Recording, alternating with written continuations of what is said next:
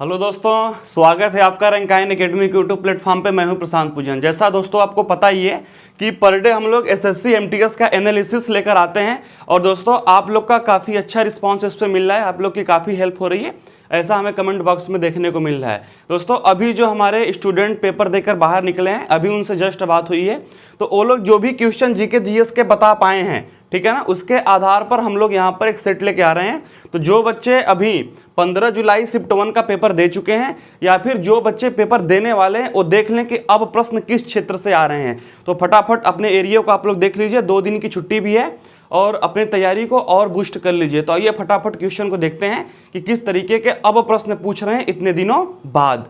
तो दोस्तों पहला ही प्रश्न क्या है, जीएसटी संविधान के किस अनुच्छेद के अंतर्गत आता है। दोस्तों जीएसटी से प्रश्न पूछा हुआ है कि जीएसटी काफ़ी इंपॉर्टेंट टॉपिक भी है, तो देख लीजिए जीएसटी कब लागू हुआ। दोस्तों संविधान में 122वां संशोधन करके, कौन सा 122वें संविधान संशोधन हुआ, फिर एक देश एक कर की प्रक्रिया संविधान संशोधन हुआ, फिर अनुच्छेद 279A के अंतर्गत, ठीक है ना, अनुच्छेद 279 आर्टिकल 279A के अंतर्गत इसको जीएसटी को संविधान में क्या किया गया, सम्मिलित किया गया, शामिल किया गया, ठीक है ना दोस्तों। और यह 30 जून और 1 जुलाई के मध्य सन 2017 में इसको लागू किया गया। कब लागू किया गया, 30 जून और 1 जुलाई, या फिर दोस्तों इसको परमानेंटली 1 जुलाई सन 2017 भी बोलते हैं, देश में जीएसटी लागू हो गया, ठीक है ना, गुड्स एंड सर्विस टैक्स। तो ये रही बातें। इससे दोस्तों प्रश्न आया हुआ है आज के शिफ्ट 1 में 15 जुलाई के, जीएसटी संविधान के किस अनुच्छेद के अंतर्गत है, उसको हमने देख लिया कि 279A अनुच्छेद के अंतर्गत है। 122वें संविधान संशोधन करके इसको शामिल किया गया और 1 जुलाई सन 2017 को जीएसटी भारत में लागू हुआ। 30 जून और 1 जुलाई रात्रि के मध्य लागू हुआ, इसको हम 1 जुलाई ही मानते हैं। तो दोस्तों इस तरीके से पॉलिटी के प्रश्न पूछ रहे हैं। तो आइए अब दूसरा प्रश्न देखते हैं, भारत के नवीनतम जनगणना कौन से सन में हुई थी।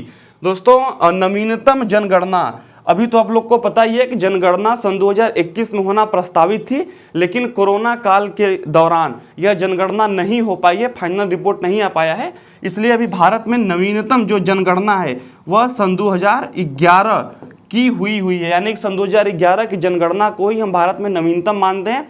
दोस्तों मैंने कल इस क्वेश्चन को शिफ्ट 3 में बताया था, मैंने बताया था कि आज़ादी के बाद जनगणना कब स्टार्ट हुई, 1951 में, कल का प्रश्न है। और मैंने भी बताया था कि अभी नवीनतम कब हुआ, तो आज सन 2011 में हुआ। आज़ादी के पहले ब्रिटिश काल में कब जनगणना हुई थी, मैंने उसको भी बताया था। तो उस वाले वीडियो को भी यदि आप लोग ना देखे हो तो देख लीजिए, 14 जुलाई शिफ्ट 3, ठीक है ना। तो भारत में नवीनतम जनगणना सन 2011 में हुई है। यह भी प्रश्न आज के शिफ्ट 1 में ही दोस्तों पूछ लिया गया। अब बात करते हैं राष्ट्रपति की शक्तियां किस अनुच्छेद के अंतर्गत आती हैं। किसकी शक्तियां, राष्ट्रपति की शक्तियां। तो दोस्तों राष्ट्रपति की जो शक्तियां हैं वो आर्टिकल 53 के तहत भारत में राष्ट्रपति की शक्तियां वर्णित हैं कि किस प्रकार से राष्ट्रपति तीनों सेनाओं का प्रमुख होता है, ठीक है ना, और प्रधानमंत्री मंत्रिपरिषद की सलाह पर कार्य करता है। तो आर्टिकल 53 में राष्ट्रपति की शक्तियां निहित हैं। ऐसा प्रश्न दोस्तों पॉलिटी से पूछा गया है। और प्रश्न क्या आया है, सन 2022 में ऑस्ट्रेलिया ओपन का खिताब किसने जीता है, ठीक है ना। दोस्तों ऑस्ट्रेलिया ओपन का जो खिताब है वह राफेल नडाल ने जीता है। किसने जीता है, राफेल नडाल ने। यह दोस्तों ग्रैंड स्लैम का खिताब था, राफेल नडाल ने जीता है। और कौन सा खिताब था, 21वां ग्रैंड स्लैम का खिताब था। कौन सा था, 21वां, ठीक है ना, 21वां ग्रैंड स्लैम का जो खिताब था इसको राफेल नडाल ने जीता है। और दोस्तों इसने डिफीट किसको किया है, इसने डिफीट किया है डेनियल को। किसको, डेनियल को। तो सन 2022 में राफेल नडाल का जो ग्रैंड स्लैम का खिताब है ऑस्ट्रेलिया ओपन का, उसको राफेल नडाल ने जीता है, डेनियल को डिफीट किया है और 21वां ग्रैंड स्लैम का खिताब जीता है, ठीक है ना। तो इस प्रश्न का यह आंसर है। दोस्तों इस तरीके से खेल के भी प्रश्न पूछे जा रहे हैं, जैसे कि फीफा हो गया, वर्ल्ड कप हो गया, महिला विश्व कप हो गया, ठीक है ना। तो ऐसे भी प्रश्न पूछे जा रहे हैं। चट्टानों के ऊपर उगे पेड़ पौधों को क्या कहते हैं? दोस्तों बायो का प्रश्न है, चट्टानों के ऊपर उगे पेड़ पौधे को क्या कहते हैं? तो लिथोफाइट्स। क्या कहते हैं? लिथोफाइट्स। लिथोफाइट्स, ठीक है ना।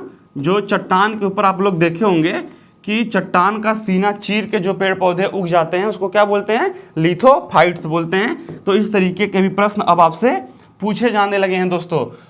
महात्मा गांधी सत्याग्रह आंदोलन कब किए थे? काफी इंपॉर्टेंट प्रश्न है, और जैसे ही हम गांधी इरा पढ़ना शुरू करते हैं तो यह प्रश्न हमसे पूछता है कि महात्मा गांधी ने सत्याग्रह आंदोलन कब शुरू किया था? दोस्तों अप्रैल 1917। कब किया था?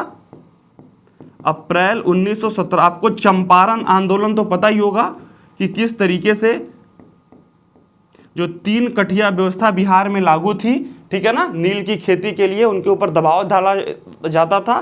तो उसके विरोध में महात्मा गांधी ने बिहार में जाकर अप्रैल 1917 में चंपारण आंदोलन किया था। दोस्तों इसको सत्याग्रह आंदोलन भी कहते हैं, ठीक है ना। तो इस तरीके का प्रश्न आपसे पूछा गया है।